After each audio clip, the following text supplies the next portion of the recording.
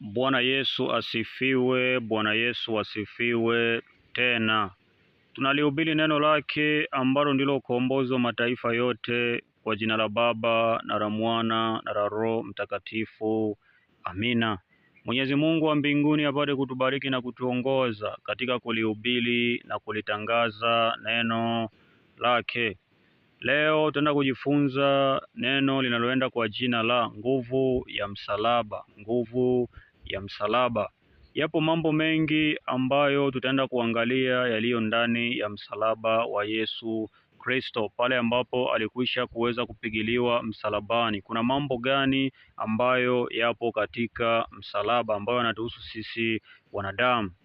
Tutaongozwa na kitabu cha Wakorinto wa kwanza sura ya kwanza mstari wa 18. Kinasema kwamba kwa sababu neno msalaba kwao wanaopotea ni upuuzi, bali kwetu sisi tunaokolewa ni nguvu ya Mungu. Bwana Yesu asifiwe tena. Neno msalaba kwa sisi ambao tunaokolewa ni nguvu za Mungu, lakini kwa wale ambao wamekwisha kupuuza wanaona ni upuuzi. Hivyo basi, wanaona ni upuuzi vipi? Kwa sababu wameona hawaokolewi na nguvu ya msalaba. Hivyo basi, ni kwa nini hawajaokolewa na nguvu ya msalaba? Hawajataka kuokolewa na nguvu ya msalaba. Hivyo basi, pale ambapo tunakuwa tumepata neema sisi ambao tunakuwa tumeokolewa, ina maana ni nguvu ya Mungu. Ina maana pale mtu ambapo anakuwa anazalau damu ya Yesu Kristo wa Nazareth, na wewe ukiwa ndani ya ukombozi, unakuwa unaona huyu tayari kapotea katika upuuzi wa fikra zake. Hivyo basi, ndani ya msalaba kuna mambo gani? Ndani ya msalaba kuna mambo gani? Ndani ya msalaba kuna machozi, ndani ya msalaba kuna maumivu, ndani ya msalaba kuna kukataliwa, ndani ya msalaba kuna kukubaliwa, ndani ya msalaba kuna ukombozi, ndani ya msalaba kuna kulipiwa deni. Bwana Yesu asifiwe tena. Hivyo basi,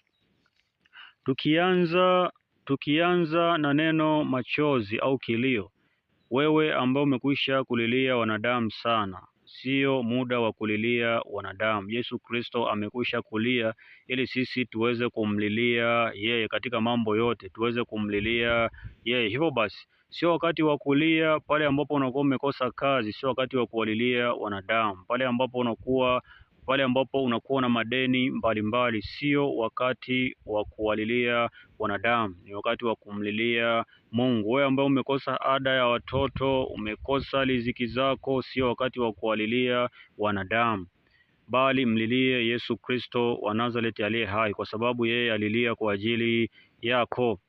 Tukisoma kitabu cha Yoeli sura ya 2 mstari wa 12, inasema kwamba lakini hata sasa, asema Bwana, nirudieni mimi kwa mioyo yenu yote, na kwa kufunga na kwa kulia na kwa kuombolea. Bwana Yesu asifiwe tena.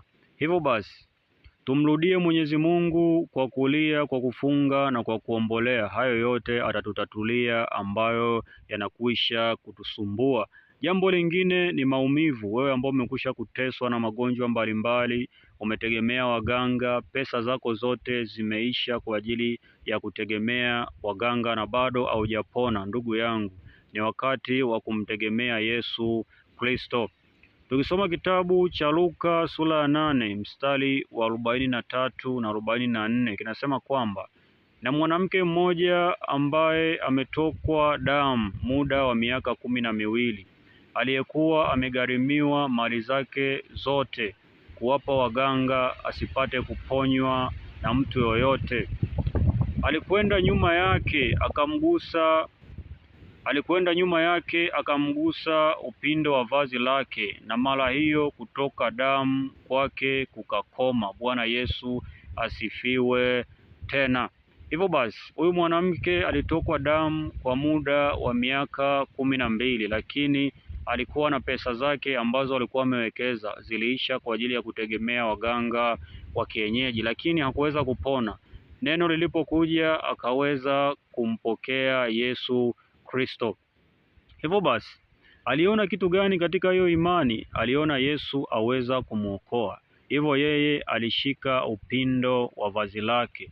moja kwa moja. Alisema kwamba Yesu kaa moyoni mwangu. Akasema mimi nikimwona Yesu lazima nishike upindo wa vazi lake na nitapona kwa jina la Yesu Kristo wa Nazareth aliye hai. Hivyo katika vazi alijenga imani kwamba amempokea Yesu moyoni mwake. Bwana Yesu asifiwe tena. Hivyo basi tunaangalia wewe ambaye tayari umekwisha kutegemea sana waganga na hujapona. Neno hili lipo kwa ajili yako. Mpokee Yesu Kristo wa Nazareth aliye hai kwa sababu yupo kwa ajili yako. Hivyo basi ndani ya msalaba kuna kejeli, kuna kukataliwa. Bwana Yesu asifiwe tena. Tunakumbuka kwamba Yesu Kristo alikataliwa katika kitabu cha Mathayo sura ya 13 mstari wa 54 mpaka 57. Kinasema kwamba na alipofika nchi yake akawafundisha katika sinagogi lao, hata wakashangaa wakasema, huyu amepata wapi hekima hii na miujiza hii? Huyu si mwana wa Selemala? Mamaye si yule aitwaye Mariamu, na nduguze si Yakobo na Yusufu na Simioni na Yuda, na maumbu yake wote hawapo hapa petu? Basi huyu amepata wapi haya yote?